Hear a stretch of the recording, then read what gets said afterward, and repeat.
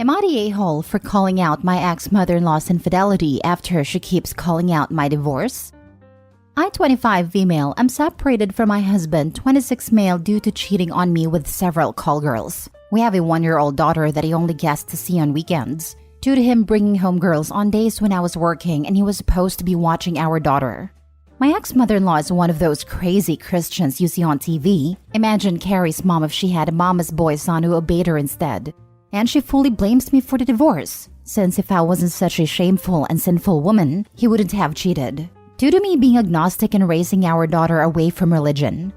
I only allow her in my house because my former father-in-law is a sweet man who loves his grandchild. He survived cancer a few years back and COVID 2 years ago, and he's just too tired to stand up to her. So I don't blame him when he can't get her to be quiet. Recently, they were visiting my daughter, and once my former father-in-law took her outside, she started on her usual insults. Honestly, I was tired. I had worked a long shift the night before and I was low on sleep. So I just told her she can't judge my divorce, since she forced her husband to stay with her despite being a cheating pig like her son. Welp, I basically set off Hiroshima, and she went full on yelling, grabbed my former father-in-law, and they left.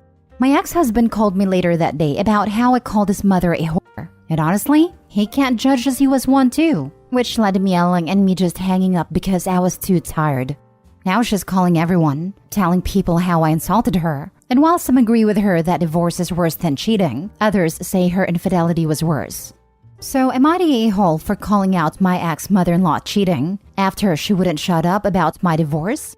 Edit. Father-in-law only stayed with her because she was pregnant with my husband at the time. My ex is not my former father-in-law's biological child, and no test was needed to him being half Asian, while my former in-laws were both Caucasian. He stayed to raise my ex and his daughters. His daughters are his biological kid. They're twins a few years older than me, and both are no contact with their mother. Now for the top comments. Not a-hole, but you should have gone lower. I would have said he learned the cheating from you, so shut up. I don't know. I thought cheating pig was pretty sweet. Lol. Me too. Or something along the lines of birds of a feather flock together type thing. But yes, I thought Opie's response was a classic. Not the a-hole. But honestly, stop inviting her over. If she wants to see the baby, they can see her on dad's time at the weekend. Not the a-hole. Yeah, I'll tell father-in-law that he is always welcome to see his grandchild, but she is not welcome in your home.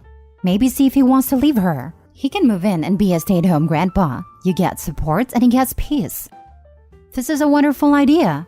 The mama's boy can move back with mama. Father-in-law can finally enjoy being a grandpa. And mama gets a live-in, loving friend who cares for her child as much as she does. My ex-mother-in-law tracks my former father-in-law and doesn't allow him anywhere near my child without throwing a huge tantrum. I'm currently just dealing with her until I can collect enough evidence of spousal abuse to help him divorce her. He only stuck around so long due to my ex, so he could have a father, and my sister-in-law, twin older sisters, both are no contact with their mother. My brother-in-law is a lawyer and he helped me with my divorce, and now we're helping my father-in-law. I'm hoping to get full custody of my daughter when she's older. Next story. Am I the a-hole for not letting my daughter miss out on stuff just because her half-sister doesn't get to go? My husband has a daughter from a previous relationship, Maddie, 15 female. Before I even met my husband, Maddie's mother moved abroad, and Maddie decided to go with her. My husband and I have been married for 10 years now, and we have an 8-year-old daughter, Abby. Maddie visits us for the whole summer and 2 weeks in the winter, and we go to her when Abby is on spring break. We obviously save big family trips for when Maddie is with us. Same with any other once-in-a-lifetime event. However, my husband is consistently reluctant to do pretty much anything without Maddie. I try to be patient, but it feels like we can't do anything throughout the year until she gets there. An example, we live near a water park. We have season passes and take Maddie all throughout the summer, but my husband refuses to go until Maddie comes to stay with us, and he doesn't want Abby to go as it's unfair. I've tried discussing this with him, but he won't budge. Sometimes I win him over, but then he complains the entire time that Maddie isn't there. Abby loves Taylor Swift, who was going to be in the area for a limited time and before Maddie would arrive. My mom somehow scored us tickets, and Abby was so excited. My husband said it wasn't fair because Maddie also loves Taylor Swift, and she doesn't get to go. I said I'd take both girls to another concert during the summer, as there's going to be a few other artists that I know Maddie likes in the area. But my husband said it still isn't fair and tried to ban Abby from going. And because I know it will be asked, it's not possible for Maddie to fly out for the concert. She still has school and important exams that can't be missed.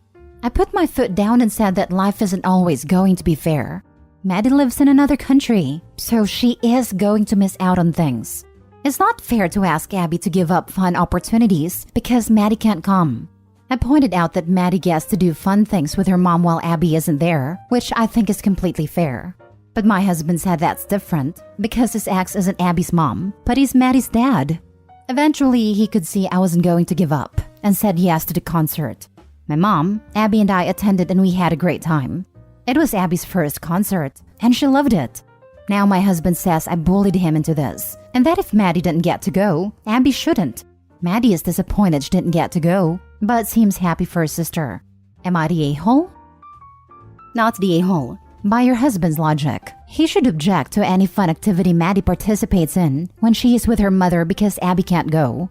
It's not different. It's the exact same thing. And he is letting his guilt negatively impact your daughter from enjoying her childhood. His daughters live in different countries and have different mothers. The daughter you share doesn't need to miss out because of it. Yes, Opie, this is a very easy issue to fix, and I hope you'll have the courage to do it. All you need to say to your husband, Maddie gets to do fun things with her mom alone, so Abby gets to do fun things with me alone. Either accept that, or I'll divorce you. Then I'll be more able to do things with Abby alone, and then you get to choose what's fair to do when you get the girls. I will not sacrifice my child's happiness for you. And honestly, you shouldn't sacrifice your child's happiness over his guilty consciousness. Not the a-hole. The longer this behavior continues, Abby will start to feel Maddie is more important to their dad. He's trying so hard to make sure Maddie doesn't miss out that he's making Abby miss out. Maddie has her life with her mom, plus her life with her dad. And what? Abby is supposed to sit around and put parts of her life on hold? Missing out on experiences and chances to learn and grow in the meantime? I don't think so. Your husband needs to reassess how he's handling things, or this could really harm Abby's future relationship with both him and her sister. Opie, this comment needs to be seen by your husband. Abby is going to question the dynamic soon enough, if not already thinking about it, and it may cause friction when Abby's older. Not the a-hole, but your husband is. Not the a-hole. Just like Maddie does things with her mother, feel free to do things with Abby as her mother. Whether your husband chooses to join or not is up to him. Your life should not be on pause, just because Maddie lives somewhere else the rest of the time. This is a great point. Does he try to make sure Maddie doesn't have fun unless Abby's there? His logic doesn't logic. Based on your post, if Maddie moved with her mother before you even met, and Abby's 8, that means Maddie was 6 or younger when she left. That was not her decision. A, she wasn't old enough for any family court to take that into consideration. B, based on your spelling and the content of your post, you're American, and she cannot have legally left without your husband's specific approval. Sounds like he's trying to make up his own parental guilt and has inadvertently wound up punishing you and your daughter in the process. Not the a-hole, of course. Next story. Am I the a-hole for telling my wife to mind her own business? My wife, 37 female, and I, 38 male, moved to a new neighborhood about 3 years ago with our 2 kids, 8 and 6. Our neighbors across the street have 2 kids, 9 and 7, that our kids quickly became friends with. We would hang out with the parents as well, and my wife became close friends with the mom. The dad and I got along fine, but never as close as my wife and the mother. Unfortunately, about a year ago, the parents separated and the mom filed for divorce. Apparently, the dad had an affair. The mom moved out as the house was owned by the dad before they got married, and she took the kids with her. According to my wife, the mom tried to get full custody of the kids, but the dad asked for and was granted partial custody. So, he has the kids 3 weekends a month. The rest of the time they stay with their mom. I've only very briefly talked with the dad about the whole thing, as he obviously feels a lot of shame about the affair. And we aren't close enough for me to feel I can ask deep questions about it. The kids all still play together when they can. I noticed my wife would make it a point to make sure our kids invite them over to our house. I also noticed that my wife was asking neighbor kids some pretty odd and honestly rather intrusive questions about their dad. Like if he has friends over at his house when they are there, what he feeds them, what rules he has at home, or do they feel safe there, etc. This past weekend, the kids were at our house and stayed over for dinner, and my wife asked the kids if they like hanging out with their dad or mom more. I cut in before the kids could answer and changed the subject to watching a movie after dinner. As my wife and I were cleaning up, I asked her what the hell all the questions are about. She said that her friend is still trying to get full custody of their kids, and she asked my wife if she would keep an eye out for anything that she could use to build a case against the dad. I was shocked. I told her that's none of our business, and she needs to stay out of it. I told her it seems like her friend is still upset about the affair and is using that anger as justification to try and take the kids away from their father. I told her that neither of us have ever seen a single thing to indicate that this guy is a bad father. Sure, he had an affair, and that makes him a bad husband, but that has zero influence on his ability to be a good, loving father. I told her what her friend asked her to do was gross, and the fact that she's going along with it is something that I strongly disagree with. I told her she needs to mind her own business.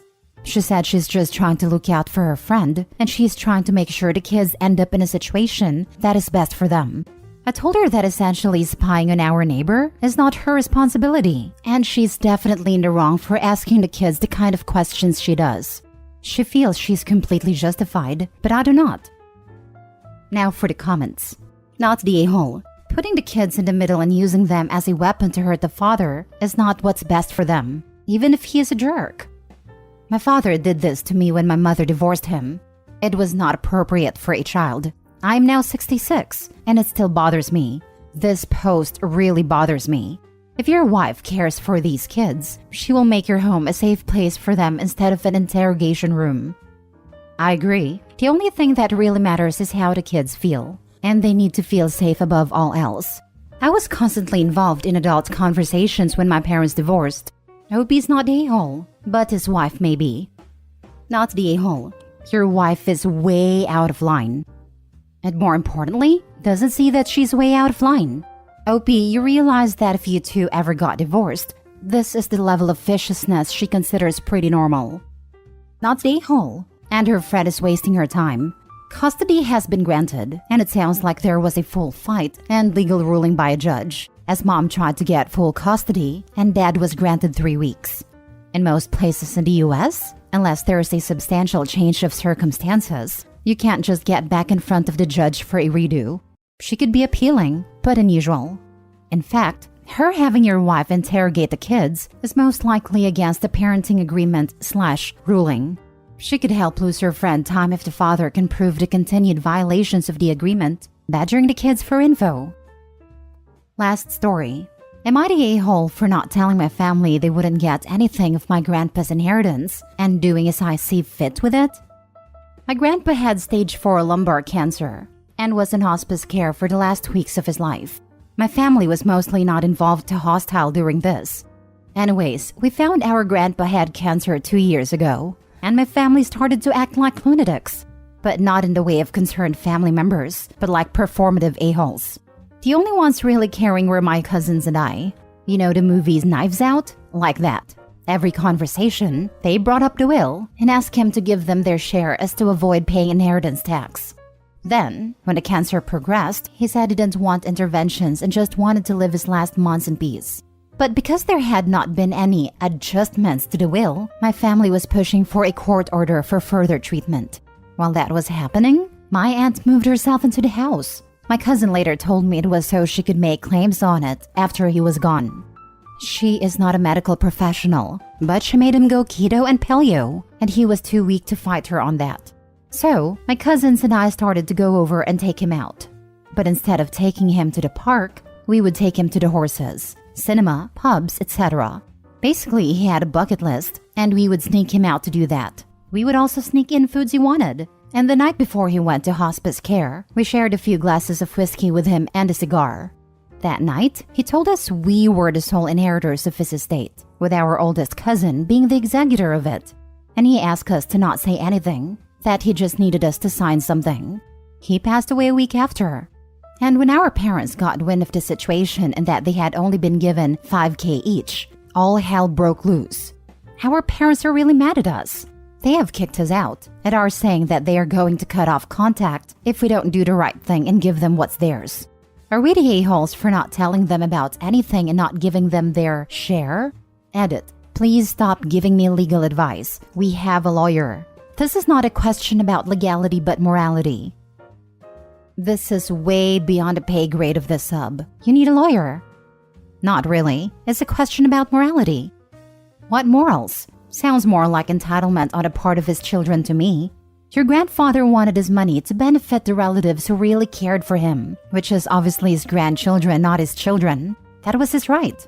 There was a post here from a man who helped his friend care for his grandpa almost every single day for quite a while. Turned out the old man had a point system, keeping track of how often his various relatives visited him and helped him out. So when the will was read, the friend got the bulk of the estate. Opie got a sizable amount, and everyone else got a pittance, as they deserved. Your relatives don't deserve a share other than what was left to them either. Not the a-hole. Not the a-hole, not even a little, but the rest of the vultures sure are. Live your life free from them, knowing that you have the means to do it. They don't deserve another thought from you. You are not the a-hole, and it is so sad that family acts like this. Look, if you did give them something other than what the will gave, you are not honoring the wishes of your granddad. It was his estate, and he decided how it was to be divided. Honor him and do not give in to greedy family. They suck.